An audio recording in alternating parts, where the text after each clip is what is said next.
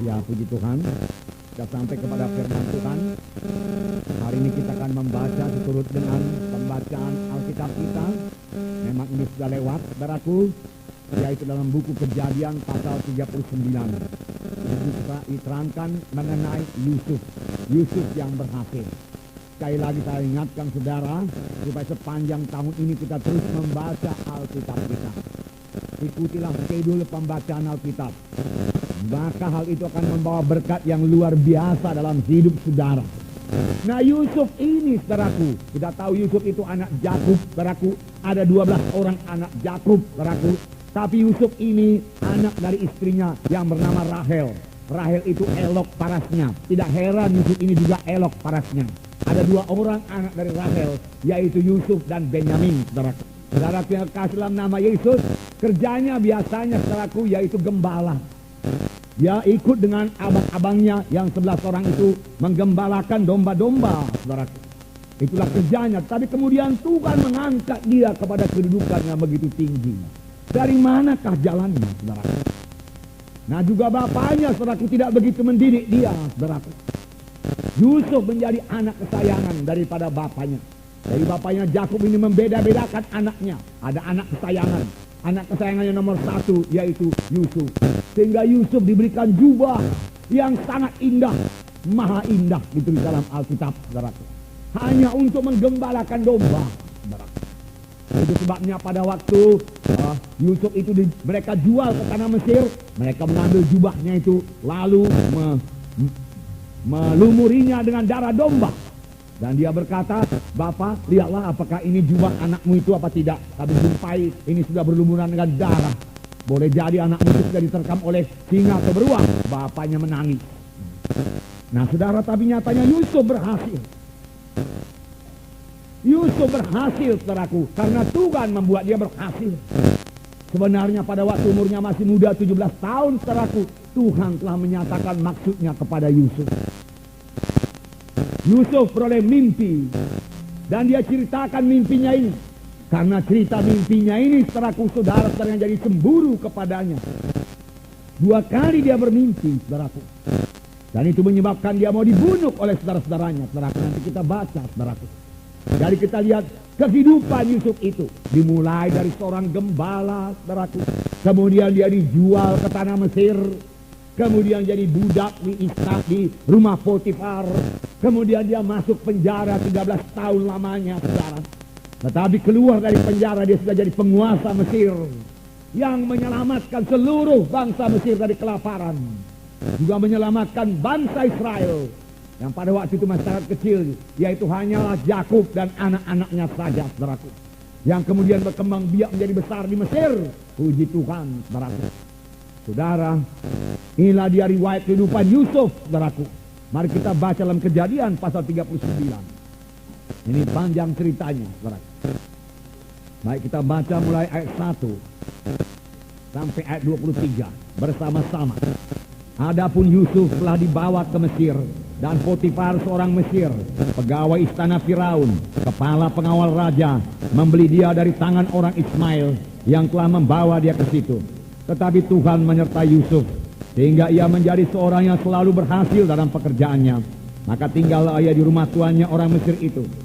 Setelah dilihat oleh tuannya bahwa Yusuf disertai Tuhan, dan bahwa Tuhan membuat berhasil segala sesuatu yang dikerjakannya, maka Yusuf mendapat kasih tuannya, dan ia boleh melayani dia.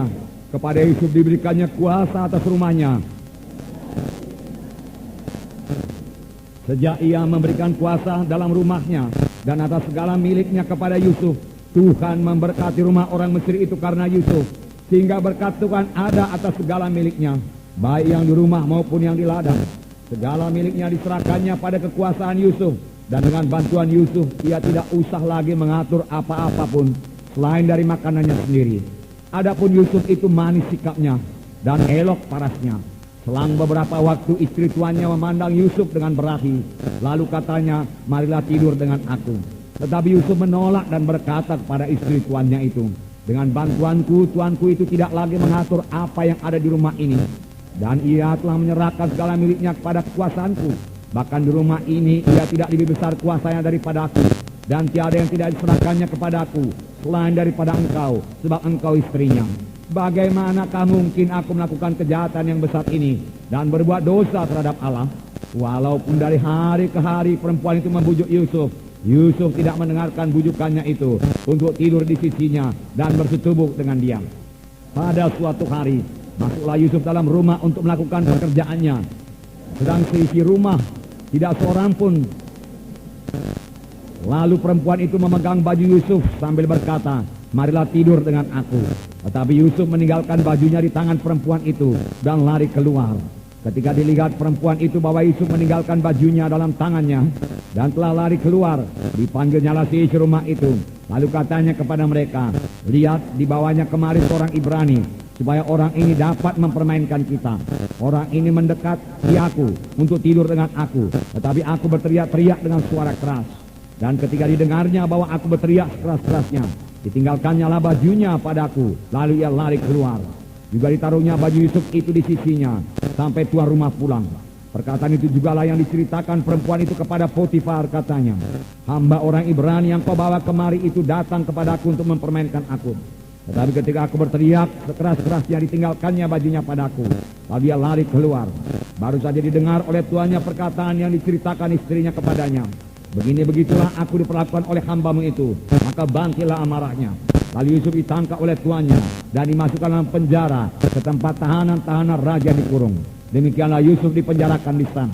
Tetapi Tuhan menyertai Yusuf dan melimpahkan kasih setianya kepadanya dan membuat Yusuf kesayangan bagi kepala penjara itu. Sebab itu kepala penjara mempercayakan semua tahanan dalam penjara itu kepada Yusuf, dan segala pekerjaan yang harus dilakukan di situ dialah yang mengurusnya. Dan kepala penjara tidak mencampuri segala yang dipercayakannya kepada Yusuf, karena Tuhan menyertai dia, dan apa yang dikerjakannya dibuat Tuhan berhasil. Haleluya, puji Tuhan. Saudaraku yang kekasih dalam nama Yesus, saudaraku, sebenarnya mimpi Yusuf ini adalah dari Tuhan. Tuhan memberitahu kepada Yusuf apa jadinya dan dalam kehidupan Yusuf. Hanya Yusuf ini kurang bijaksana.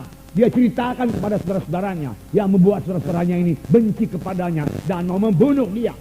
Karena pada suatu kali Yusuf pergi melihat saudara-saudaranya di Dotan, lalu saudara-saudaranya melihat, mari kita bunuh dia.